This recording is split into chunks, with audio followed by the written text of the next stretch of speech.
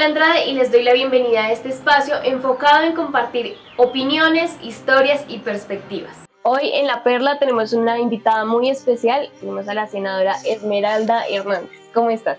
Muy bien, Paula, un saludo para las personas que nos ven. Muy chévere que estemos arrancando también con este espacio y bueno, listas para que conversemos. Perfecto, bueno, digamos que para iniciar esta entrevista queremos saber un poco de ti. ¿Quién es Esmeralda Hernández? Bueno, pues yo creo que desde muy niña, siempre muy interesada por los temas públicos, por los temas políticos. Mi papá fue líder de acción comunal durante toda su vida. Creo que eso nos inspiró. Yo viví, crecí en el sur de Bogotá, en la localidad de Bosa, una localidad con muchas desigualdades, con muchas necesidades y siempre trabajando como en colectivo para ver cómo se hacía para salir adelante. En el colegio también con todo el interés por la participación política, un poco por los temas democráticos y bueno, ahí nos fuimos formando poco a poco, siempre estudiante de universidad pública, de colegio público, muy interesada por los temas ambientales, con una preocupación por los temas ambientales, por la crisis climática que vivimos, por la situación de los animales, por la situación del agua y bueno, ahí vamos haciendo carrera, haciendo camino, caminando con la gente. Listo. Perfecto. Bueno, comentas que tu papá pues hizo parte de la política, de las juntas comunales.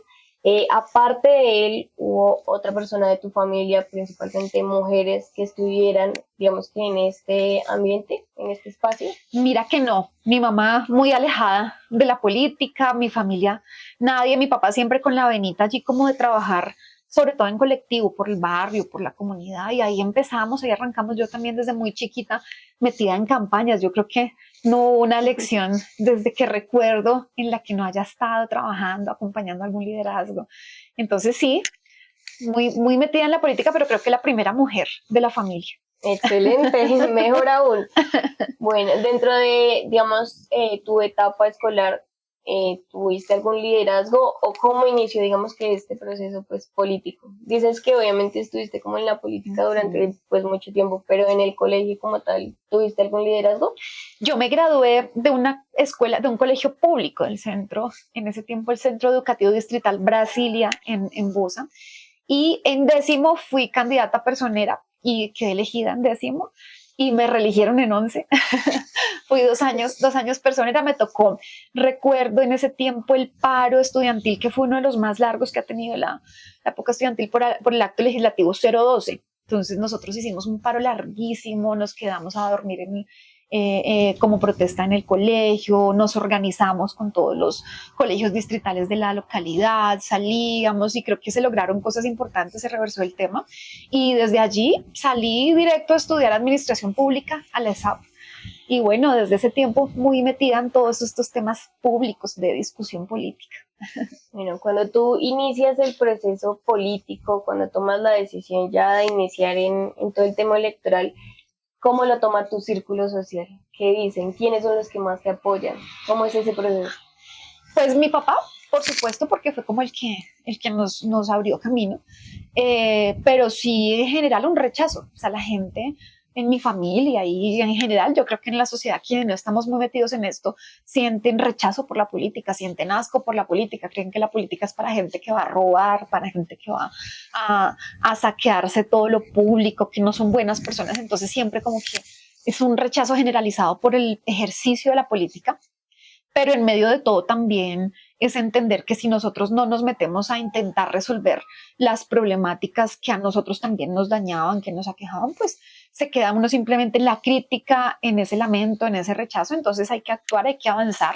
Ya cuando empiezo yo a estudiar administración pública, se abren, digamos, nuevas puertas, nuevas maneras de ver la política, nuevas maneras de intentar transformar algo en la sociedad. Entonces ahí empieza como todo un poco el tema, pero sí creo que es un ejercicio difícil, sobre todo para las mujeres. La política históricamente, no en Colombia, sino en el mundo en general, ha sido para los hombres. Entonces, que las mujeres entremos a hacer política no es tan sencillo, no tenemos el mismo peso en la voz, el mismo peso en los aportes que hacemos en las discusiones. Eso nos ha tocado irnoslo ganando difícil, a pulso todavía. Creo que hay una resistencia enorme a pesar de los enormes avances que hemos tenido. Entonces, siempre ha sido complicado, pero yo creo que ahí uno va remando. Listo. ¿Cómo inicia tu proceso como ambientalista y animalista? Yo desde niña he tenido la inquietud, sobre todo de la relación que tenemos con los otros seres, porque siempre he creído que detrás de los ojos de un perro, de un gato, de una gallina, de un pato, hay alguien. Y, eh, y siempre muy crítica de lo que sucedía con los animales.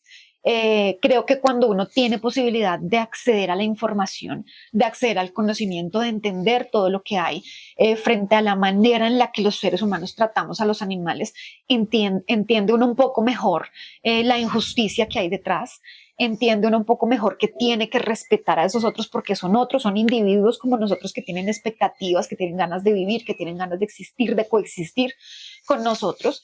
Y creo que cuando uno ve también la crisis planetaria, cuando uno empieza a ver que ya empieza a haber extinción masiva de especies, cuando empieza a haber crisis del agua que la estamos viviendo en las ciudades en las que nunca nos imaginamos que iba a haber desabastecimiento de agua, como Bogotá, por ejemplo, en todo el mundo, cuando uno empieza a ver que el calentamiento global está generando unos efectos terribles en todo el planeta, entonces empieza esa preocupación y creo que la manera en la que uno puede aportar es participando en los espacios donde se toman decisiones para transformar esa realidad, para que la gente entienda, para intentar llevar un mensaje, para hacer pedagogía y para intentar incidir en las políticas públicas. Entonces, desde niña creo que estoy en esta tarea y ya en el activismo como tal de intentar aportar algo desde lo público ya casi 10 años. Ok, bastante. Bueno, entrando, digamos que en un panorama nacional, sabemos que nuestro país, digamos que se ha movido económicamente por el extractivismo. ¿Tú qué visión tienes a nivel cultural, ambiental? ¿Qué crees que nos ha dejado esto? Yo creo que Colombia tiene una riqueza enorme y lo que han hecho históricamente los gobiernos es aprovecharse de esa riqueza natural, pero sin ponerle un valor agregado. Es decir, explotamos y explotamos y explotamos la tierra y a eso no le ponemos un valor agregado. Entonces estamos viviendo básicamente de la renta, que ha sido la hipótesis que siempre nos ha querido plantear el presidente Gustavo Petro. Creo que es necesario, primero, que industrialicemos, es decir, que podamos ponerle un valor agregado a la tierra, digamos, que haya trabajo, que haya un tema adicional. Y segundo, creo que hay que transformar la matriz energética. La madre tierra tiene un límite. Yo hace poco vi un documental que decía, los seres humanos somos como los hijos chiquitos y el planeta es la mamá. Entonces la mamá está esperando que nos eduquemos, que nos formemos, pero cuando crezcamos, ojalá no sea muy tarde porque la mamá se va cansando y se va agotando y se va agotando y necesitamos ayudarla. Entonces, el extractivismo lo que deja es eso, pasivos ambientales a perpetuidad, arrasa con los ríos, arrasa con las fuentes de agua, arrasa con los animales, con los ecosistemas, con los árboles, y no podemos permitir que ese ciclo se siga repitiendo y repitiendo. Entonces hay que buscar otras maneras. Creo que hay que decirle no al fracking, creo que hay que buscar energías limpias, hay que trabajar con la energía eólica, con la energía solar, con todas las alternativas que son menos contaminantes. Y creo que Colombia tiene que dar un paso. Es decir, el presidente Gustavo Petro está posicionando esta discusión, está haciendo una tarea, un liderazgo muy interesante a nivel mundial de la tarea que está haciendo Colombia, pero si no hay una voluntad política del Congreso, si no hay una voluntad del empresariado de transformarse hacia otro tipo de energías, pues va a ser muy complicado. Yo creo que es absolutamente necesario por la supervivencia nuestra y de las futuras generaciones y de todas las especies. Durante varios años se ha intentado impulsar el tema del no fracking. Sabemos que actualmente volvió a impulsarse esta ley. ¿Tú nos podrías, digamos que, contar un poco de esto? Claro que sí, la volvimos a radicar. Es la quinta vez que se radica este proyecto de ley. En este gobierno la segunda vez. No ha sido posible que el Congreso prohíba el fracking. Nosotros hicimos en el año anterior, yo fui la ponente coordinadora del proyecto de ley. Logramos que pasara en Senado, tanto en comisión como en plenaria por mayoría, y en la Cámara de Representantes la hundieron, pero no la hundieron por votación. La hunden los representantes, como siempre, con las jugaditas, con aplazamientos. Es decir, nunca quisieron debatir hasta que archivaron el proyecto porque se vencieron los términos. Nosotros la volvimos a radicar. Yo tengo esperanza de varias cosas. Primero, de que el Congreso reflexione frente a la necesidad de no profundizar la matriz energética extractivista que tenemos hoy. Segundo, que legisle de cara a un clamor ciudadano, de cara al país. Yo creo que es necesario que no abramos otras puertas. no es cierto que estemos afectando las finanzas del país porque fracking y la exploración de yacimientos no convencionales no se hace en Colombia. Lo que no queremos es permitir que se haga a futuro, queremos cerrar esa puerta porque tiene unos costos sociales y unos costos ambientales altísimos versus los costos, las ganancias, digamos, los beneficios económicos que son muy bajitos.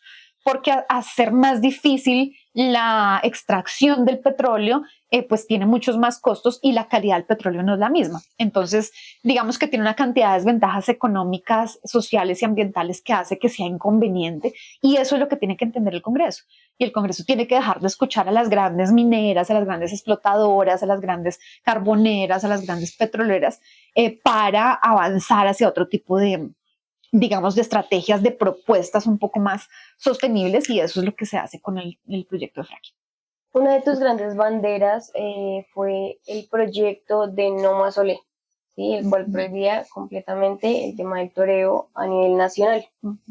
Queremos saber cómo llega un proyecto a ser ley, cuáles fueron las barreras, digamos qué proceso hay que llevar para pues, lograr esto. Bueno, un proyecto de ley ordinario, normal, tiene que pasar 4 debates y ser aprobado en 4 votaciones. No fue sencillo, para eso se tienen 2 años, o 2 legislaturas más bien. Nosotros logramos aprobarlo en un año larguito, 1 año y 2 o 3 meses. Tuvimos todas las barreras del mundo porque, primero, el Congreso, a pesar de que no es taurino, porque yo hablaba con la mayoría de senadores, de representantes de la Cámara, y la inmensa mayoría nunca han ido a una corrida de toros, no entienden lo que hay detrás del negocio, no entienden lo que sufre el animal en la corrida, no entienden lo que significa la tortura de los animales. Pero atienden y escuchan esos electores o esos sectores económicos que están detrás de ellos, y votan entonces a favor de la presión o por presión de esos sectores políticos, además de poder. La tauromaquia tiene digamos, tenía un poder en Colombia muy importante porque personas de las esferas de poder, personas de las altas cortes, personas de organismos de control, son taurinos que defienden además. Entonces, con una llamada nosotros hacíamos la pedagogía durante mucho tiempo, buscábamos los votos, hablábamos con los congresistas, y con una llamada fácilmente nos quitaban 5 o 10 votos porque el poder que hay detrás es muy fuerte. Entonces fue difícil, nos hicieron de todo, nos pusieron más de 100 tutelas, nos recusaban, nos demandaban, desarmaban el quórum, se escondían literalmente hasta en los baños. Nosotros tuvimos que ir a sacar congresistas de los baños para que fueran a votar a la plenaria, cosa que es absurda. Por lo menos den la cara, por lo menos den el debate de frente, digan cuáles son sus argumentos y tomen la decisión de votar o no votar. El proyecto estuvo a punto de hundirse, no por votación de nuevo, sino por falta de quórum, porque no iban a votar y sabían que así, sin dar la cara, sin decir yo soy taurino, podían hundir el proyecto. Entonces fue muy difícil realmente. Creo que fue esta victoria el resultado de muchas conjugaciones, de muchas cosas. Primero, la voluntad del gobierno. Segundo, la voluntad de la ciudadanía. Los colectivos antitaurinos, las organizaciones animalistas estuvieron allí con nosotros todo el tiempo, nos ayudaron a hacer lobby, nos ayudaron a hacer pedagogía con las distintas oficinas, con los distintos congresistas, la presión mediática. Es decir, hicimos todo, fue toda una estrategia muy articulada, que si algo de eso nos fallaba, seguramente no hubiera podido ser ley. Hoy hay una alerta.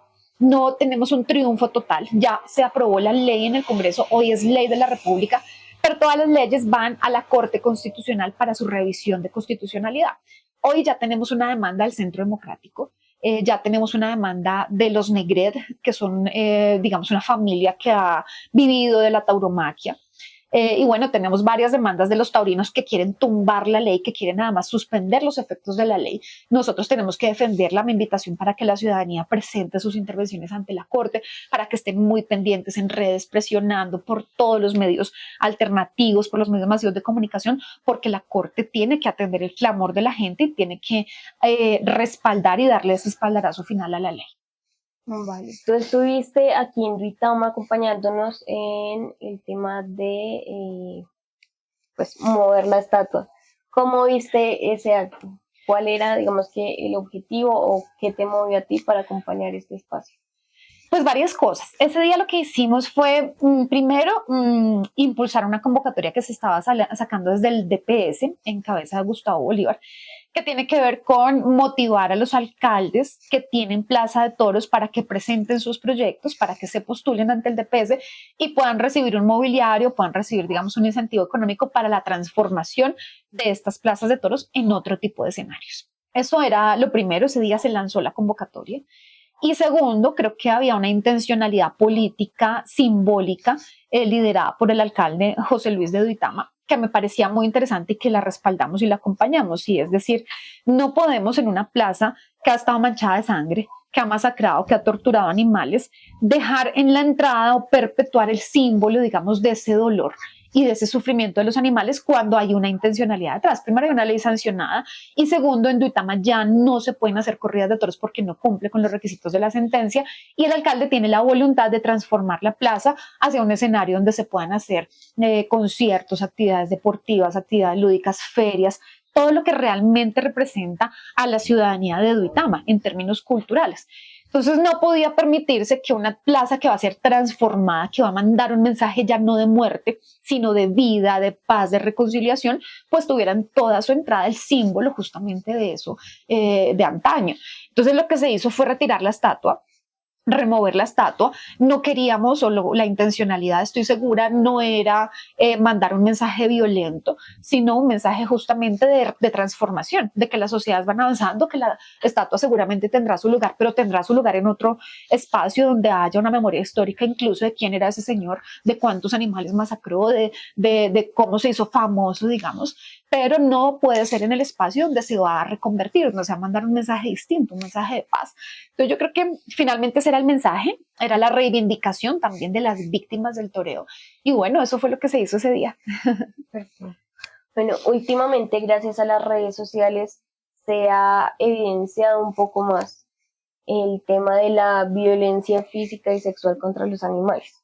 Es un tema que ha existido por mucho tiempo, pero que digamos hasta ahora se le está poniendo un poquito más de cuidado y se le está dando la relevancia pues que realmente merece, ¿sí? Actualmente se conoce alguna estadística de los casos que han habido. Pues mira, el problema es que, pues digamos, de violencia contra los animales hay una cantidad de denuncias enormes todos los años. Y de la violencia sexual es muy difícil porque el Código Penal colombiano no reconoce el abuso sexual en animales como un delito, no existe como delito. Como existe, está el delito de maltrato animal y hay unas causales de agravación punitiva y dentro de las causales de agravación, es decir, uno maltrata a un animal, pero es más grave si lo violas. Entonces hay una causal de agravación punitiva que es la de abuso sexual. Nosotros estamos trabajando justamente en un proyecto de ley, ya lo radicamos, ya va para primer debate, esperamos que se pueda debatir pronto en la Comisión Primera del Senado, que tiene que ver con reconocer de manera independiente el delito de abuso sexual, porque no puede ser que uno tenga primero que comprobar una violencia física, un tema, digamos, evidente para poder denunciar el abuso. Entonces, cuando se penalice de manera independiente, pues va a ser mucho más fácil y la justicia va a tener más herramientas para judicializar a las personas que cometen actos sexuales contra los animales o con los animales. Hay unas estadísticas, son absurdas. Durante el año 2017 hasta hoy, solamente han habido 60 denuncias por abuso sexual en todo el país, cuando uno sabe que la cifra, pues digamos, es muchísimo, muchísimo mayor, que hay un subregistro que la gente no denuncia porque entienden que no se les va a resolver. Y de los 60 casos, solamente 2 o 3 han tenido, digamos, una condena, cosa que es absurda. Uno ve, mira, yo voy a sitios donde se rescatan animales, a refugios y demás, y los casos por violencia contra los animales son terribles.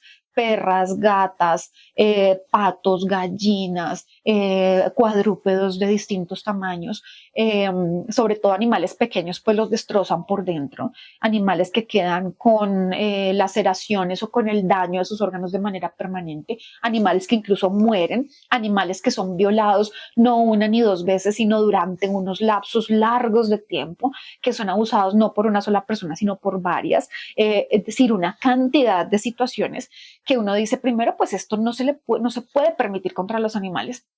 Y segundo, una reflexión muy interesante y es que quien viola a un animal es capaz de violar a un ser humano, porque la motivación para violar a un animal pues es que es un ser que es indefenso, un ser que no puede denunciar, un ser al que puedes tú manipular para llevarlo al sitio donde vas a cometer la violación y demás, y esas mismas características las puedes encontrar en algunos seres humanos, por ejemplo en los niños. A los niños les puedes hacer exactamente lo mismo y tienen las mismas condiciones que un animal, a una persona con discapacidad, a un anciano. Entonces, creo que la manera más efectiva justamente de prevenir este tipo de cosas es reconocer que la violación contra animales es un delito, tiene que ser un delito. Ya en muchos países lo es, en Colombia no. Nosotros estamos entonces trabajando en un proyecto para que lo sea y pues bueno, creo que índices de maltrato son muy altos, pero también los niveles de impunidad son altísimos. En un país en el que la violencia es el pan de cada día, en un país donde hay masacres, por supuesto, de seres humanos, de niños, de mujeres, pues los animales quedan en un lugar rezagado, en el último lugar, pero creo que ya es hora de que también la justicia empiece a visibilizar este tipo de delitos y empiece a castigarlos. ¿De qué manera consideras tú que la ciudadanía se puede involucrar más en estos proyectos? ¿Cómo podemos apoyar nosotros como rescatistas, animalistas, fundaciones? Hay muchas maneras. Yo creo que el Congreso empieza a sentir el reclamo, la presión ciudadana de distintas maneras, no necesariamente yendo al Congreso, pero sí muy pendientes de los debates, etiquetando, poniendo en sus redes sociales, en sus distintas redes sociales, pidiéndole al Congreso que legisle a favor de esta materia, estando muy atentos al debate, mirando quiénes son los que votan en contra, mirando quiénes son los que están en contra de los proyectos para los animales, para la vida, para el agua.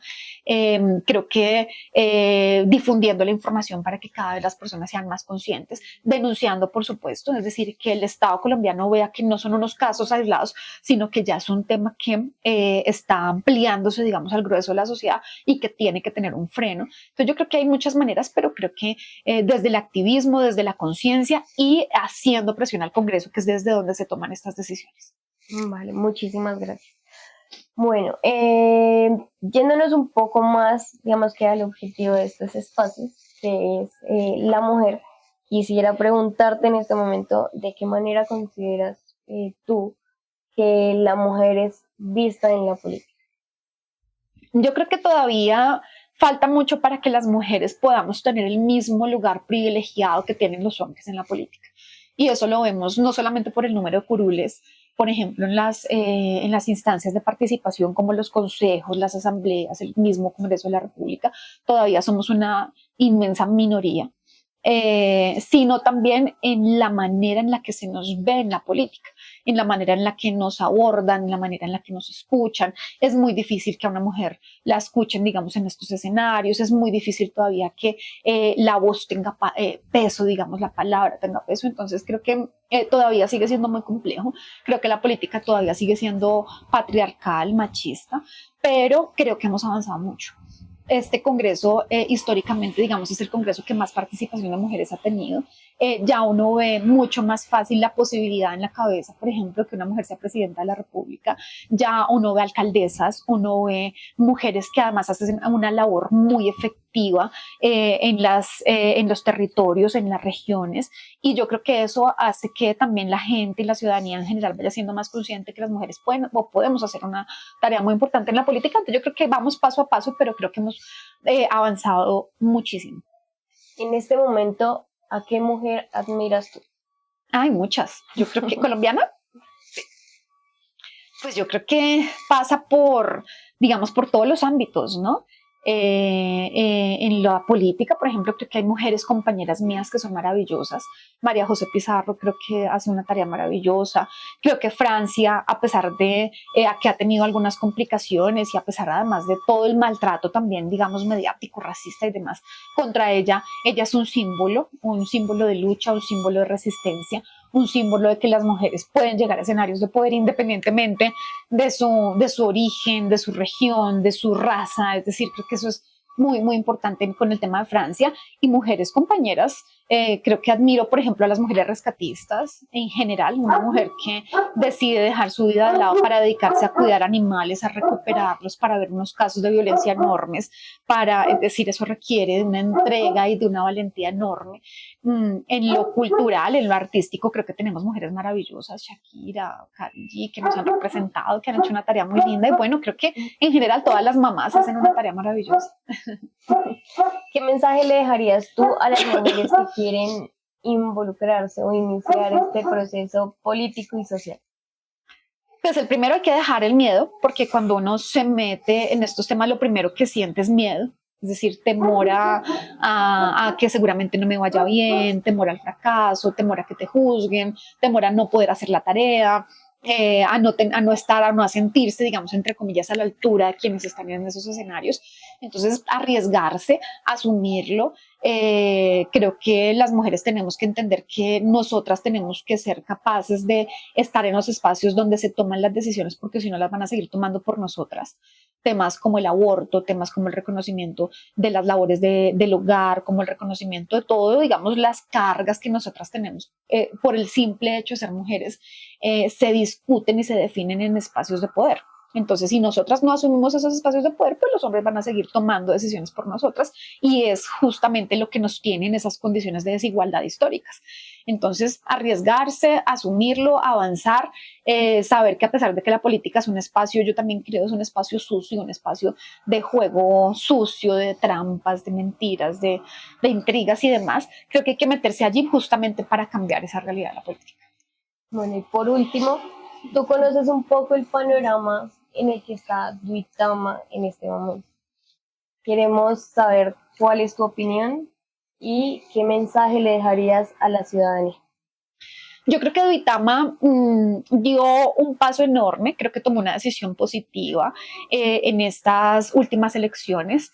Creo que está en camino, está empezando un proceso también de transformación muy importante, transformación de la política, de la forma en la que se tomaban las decisiones, de las prioridades del municipio. Creo que el municipio tiene prioridades que son literalmente de vida o muerte: el agua, el cuidado de todos del tema ecosistémico, el cuidado de la vida. Creo que ahora está en la prioridad de Duitama. Creo que eso es muy importante. Yo espero que el gobierno actual siga el camino que lleva. Espero que la ciudadanía reconozca ese camino y reconozca que no es fácil, además, que no se pueden lograr transformaciones de un día para otro, pero que tienen que uno arrancar para poder ver a mediano y largo plazo esos cambios. Muchísimas gracias por habernos permitido este espacio, por venir a La Perla, por escucharnos y pues por contarnos un poco de ti. No, a ti, Paula, a la ciudadanía de Duitama, siempre muy agradecida porque siempre me reciben como en casa, y bueno, aquí estamos listos para trabajar por Duitama, por Boyacá, por el país, por los animales y por la vida. Y bueno, ya de acá salimos para un foro muy chévere que tenemos en la UPTC. Gracias.